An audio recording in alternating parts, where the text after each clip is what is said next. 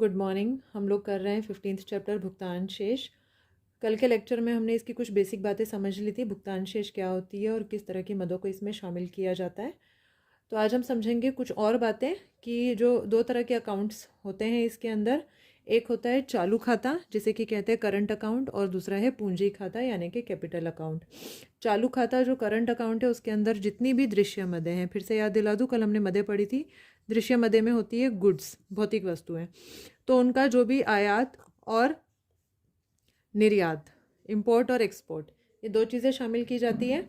तो चालू खाते के अंदर जो भी इंपोर्ट या एक्सपोर्ट हुआ है उनका जो भी मूल्य रहा है तो वो शामिल किया जाएगा। अदृश्य मदें यानी कि जितनी भी सर्विसेज हैं, सर्विसेज आई है गई है किसी भी तरह से, मतलब एक देश से दूसरे देश को सर्विसेज गई है, दूसरे देशों से हमने सर्विसेज ली है, तो वो मॉनेटरी टर्म्स में उसको शामिल किया जाएगा। और एक पक्षीय अंतरण, एक पक्षीय का मतलब होता है उपहार या अनुदार, यानी कि उनको रिटर्न करने का बाध्यता नहीं होती है।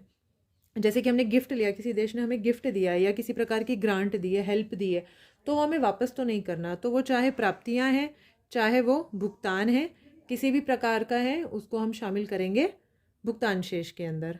ठीक है।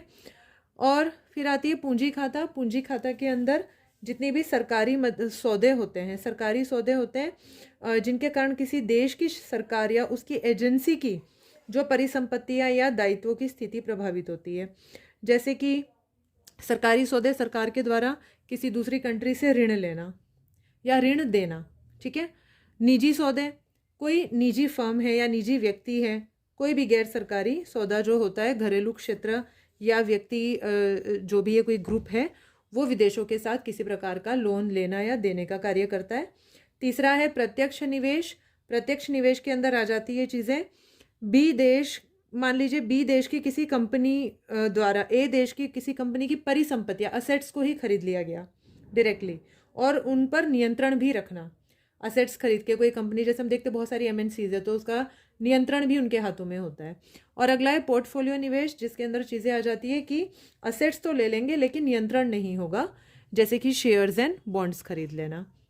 इसके अलावा भुगतान शेष में कुछ अन्य मदें भी शामिल की जाती है। कई बार कुछ भूल चूक रह जाती है, कुछ ऐसी मदें होती है जो इन तमाम मदों के अंदर नहीं आई होती है, तो उन्हें भी शामिल कर लिया जाता है। उसके अलावा कुछ सरकारी रिजर्व सौदे होते हैं। अब ये एक और चीज़ समझनी है यहाँ पर, जो सरकारी रिजर्व सौदे हैं जो मैं इसकी बात कर रही हूँ, ये बात होती है आरबीआई की। देखिए हमने पढ़ा था आरबीआई क्या है, कस्टडियन है फॉरेन रिजर्व्स का। ठीक है, फॉरेन एक्सचेंज रिजर्व का। अब कई बार क्या होता है कि मान लीजिए हमारे देश में फॉरेन रिजर्व कम है, तो गवर्नमेंट क्या कर लेती है, आरबीआई को कहती है कि आप क्या करो, फॉरेन रिजर्व को बढ़ाओ, तो अपने देश की करेंसी बाहर जाएगी, यानी कि हमें खरीदनी पड़ेगी, तो विदेशी जो करेंसी है वो आरबीआई खरीद लेगा। तो जब विदेशी जो करेंसी है, फॉरेन रिजर्व जब वृद्धि होते हैं, तो वो हम क्रेडिट अकाउंट में डालेंगे। और जब फॉरेन एक्सचेंज में कमी आती है, यानी कि हम लोगों ने क्या किया, रुपए हमारे पास ज़्यादा हो गए लेकिन फॉरेन रिजर्व कम हो गए किसी भी कारण से, वो माइनस के अंदर जाएगा। या हम लोगों ने फॉरेन रिजर्व के द्वारा किसी भी प्रकार का भुगतान किया है तो वो माइनस में जाएगा। और वृद्धि हुई है किसी भी कारण से, चाहे हमारे देश की करेंसी बाहर गई है लेकिन फॉरेन रिजर्व आए, तो वो भुगतान शेष के अंदर वृद्धि वाले में। अभी मैं आपको समझाऊंगी क्रेडिट और डेबिट अकाउंट जब हम तैयार करेंगे, एक शीट तैयार करेंगे यहाँ पर, कौन कौन सी मदें लेनदारी में या जमा में शामिल होगी, कौन कौन सी मदें देनदारी या डेबिट में शामिल की जाएंगी, उसका पूरा एक टेबल यहाँ पर समझेंगे। तो बेटे आप देख रहे हैं items of balance of payment. इसका मतलब ये है कि यहाँ देख रहे हैं कि हमने जो ये अकाउंट तैयार करना है, आपसे क्वेश्चन भी पूछा जाएगा, न्यूमेरिकल्स आएंगे इससे रिलेटेड। तो दो तरह के अकाउंट्स हम बनाएंगे, क्रेडिट और डेबिट। ठीक है, ये आपने अकाउंट्स में भी किया ही होगा। तो क्रेडिट में हम जितनी भी रिसीट्स हैं और पेमेंट्स डेबिट में जाएंगी। तो बेसिकली क्योंकि ये बीओपी है, यानी कि बीओपी का मतलब हमने बिगनिंग में ही समझ लिया था कि किसी भी एक देश के द्वारा दूसरे देश को किए जाने वाले भुगतान या प्राप्तियों का ब्यौरा, तो जो भी रिकॉर्ड है वो इसमें रखा जाएगा। तो क्रेडिट के अंदर यानी रिसीट के अंदर जितना भी फॉरेन रिजर्व है, यानी कि जो भी फॉरेन करेंसीज हैं उनका आना, ठीक है, यानी कि ये सब प्लस में होगा। रिसीट जितनी भी प्राप्तियां हैं वो सब इसके अंदर शामिल की जाएंगी। और जितना भी भुगतान है विदेशों को, किसी भी प्रकार से विदेशों को जो हम भुगतान करते हैं वो सारा का सारा पेमेंट में आ जाएगा। वो भुगतान यूनिलेटरल भी हो सकता है, जो एक पक्षीय होता है, जिसके वापस आने की कोई उम्मीद नहीं है, संभावना नहीं है, या क्योंकि हमने ग्रांट दिया है या गिफ्ट दिया है तो वो वापस तो लेंगे नहीं, बट ऑब्वियस है। तो पर किसी भी तरह से जब देश से पैसा बाहर जाएगा, फॉरेन रिजर्व बाहर जाएगा, तो वो डेबिट में आएगा, और जितना भी फॉरेन रिजर्व कंट्री में आएगा किसी भी रूप में, वो सब क्रेडिट के अंदर आएगा। तो क्या क्या मदे हैं हम देख लेते हैं। वस्तुओं का निर्यात और वस्तुओं का आयात। निर्यात, जब हमने कोई वस्तुएं बाहर बेची तो बदले में क्या लिया? विदेशी रिजर्व, यानी फॉरेन रिजर्व, फॉरेन करेंसी हमने प्राप्त की। जब हम निर्यात करते हैं अपनी वस्तुओं का तो बदले में फॉरेन करेंसी प्राप्त करते हैं, वो प्राप्तियों में आ जाएगा। जब आयात करते हैं तो हमारी जो करेंसी है वो बाहर जाती है, तो क्योंकि हमारी करेंसी बाहर गई है तो इसीलिए आयात। हमारे पास यानी कि जो फॉरेन रिजर्व का जो हमें पेमेंट करनी पड़ती है उसमें लॉस होना। सेवाओं का निर्यात, वही सेम बात आ जाती है, और सेवाओं का आयात डेबिट में। विदेशियों द्वारा यात्राएं, जब विदेशी हमारे देश के अंदर आएंगे, यात्रा करेंगे, तो वो क्या लाएंगे? अपनी करेंसी हमारे देश के अंदर लाएंगे, तो फॉरेन रिजर्व में इजाफा होगा, तो ये आएगा डेबिट क्रेडिट के अंदर। और स्वदेशी, अगर जब हमारे देश के लोग बाहर यात्रा करने जाते हैं तो हमारे देश का पैसा बाहर लेकर जाते हैं और बदले में उनकी करेंसी खरीदते हैं, तो इसीलिए जब देश का पैसा बाहर जा रहा है तो डेबिट के अंदर।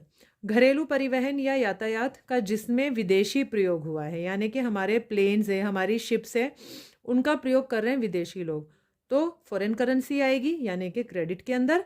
और सेम यही जो विदेशी परिवहन या विदेशी यातायात का हमारे स्वदेश यानी जो हमारे देश के लोग प्रयोग कर रहे हैं, तो पेमेंट उन्हें उनकी करेंसी में करनी पड़ेगी, और उसके लिए अपने पैसों का इस्तेमाल करना पड़ेगा, रुपये का इस्तेमाल करना पड़ेगा, तो ये आ जाएगा डेबिट के अंदर। स्वदेशी निवेश पर आय और विदेशियों को निवेश आय, कि जितना भी इन्वेस्टमेंट किया है विदेशों से, हमारी कंट्री के अंदर जो इन्वेस्टमेंट हुआ है उससे जो स्वदेशी कमा रहे हैं वो चीज़ क्रेडिट के अंदर, और विदेशियों को निवेश आए, जब हमारे देश के लोगों ने बाहर इन्वेस्टमेंट किया और उससे विदेशी लोग जो कमा रहे हैं वो डेबिट के अंदर। विदेशों से प्राप्त कोई भी उपहार, दान, आना, ठीक है, हमें मिलना, किसी भी प्रकार की ग्रांट मिली है, किसी प्रकार का गिफ्ट मिला है, तो वो क्रेडिट के अंदर आ जाएगा। और विदेशियों को हमने कोई ग्रांट दिया है, कोई उपहार दिया है, हम वापस तो लेंगे नहीं, बट ऑब्वियस है, और लेंगे भी तो जैसे मैंने कहा कि जितना भी प्राप्ति होगी, चाहे वो कर्ज के रूप में क्यों ना हो, जैसे मैंने अगला पॉइंट ही लिखा है, ऋणों की प्राप्ति, हमने ऋण लिया है। अब आप कहेंगे तो कर्जा चढ़ गया देश के ऊपर, लेकिन क्योंकि हमारे कंट्री के अंदर फॉरेन रिजर्व बढ़ा है तो वो आ जाएगा क्रेडिट के अंदर। हमने ऋणों का भुगतान किया, हालांकि बोझ उतर रहा है, हमने ऋण चुकाए हैं, लेकिन क्योंकि करेंसी हमारे देश से गई है, तो बेसिकली ये जो कॉन्सेप्ट है ये है इनफ्लो का आना, और ये जो कॉन्सेप्ट है ये है आउटफ्लो का, यानी कि जाना। ठीक है, ये बात याद रखनी है। पूंजीगत प्राप्तियां, पूंजीगत भुगतान आप समझ जाएंगे। स्वर्ण विक्रय, सोना विक्रय यानी कि बेचना, तो बेचा है, बदले में उनकी करेंसी मिली। स्वर्ण क्रय, क्रय यानी कि खरीदना, खरीदा है तो करेंसी बाहर गई। ब्याज लेना, ब्याज लिया है हमने तो ऑब्वियसली पैसा आया है, इनफ्लो हुआ है तो क्रेडिट अकाउंट में, और गया है तो डेबिट में। बैंकिंग पूंजी का आंतरिक प्रवाह यानी कि जो फॉरेन रिजर्व है वो अंदर आ रहा है, तो ऑब्वियसली जो भी क्रेडिट के अंदर है, जिसका भी इनफ्लो होगा फॉरेन रिजर्व का और बाह्य प्रवाह है तो बैंकिंग पूंजी का, वो डेबिट में आ जाएगा। तो ये इतनी सी बातें अगर आप याद कर लेते हैं तो आप लोगों को क्वेश्चन अटेम्प्ट करने में भी आसानी रहेगी और न्यूमेरिकल्स करने में भी आसानी रहेगी। तो फिलहाल के लिए इतना ही। कल हम समझेंगे कैसे संतुलन में लाया जाता है और इससे रिलेटेड कुछ न्यूमेरिकल्स भी देख लेंगे। Thank you.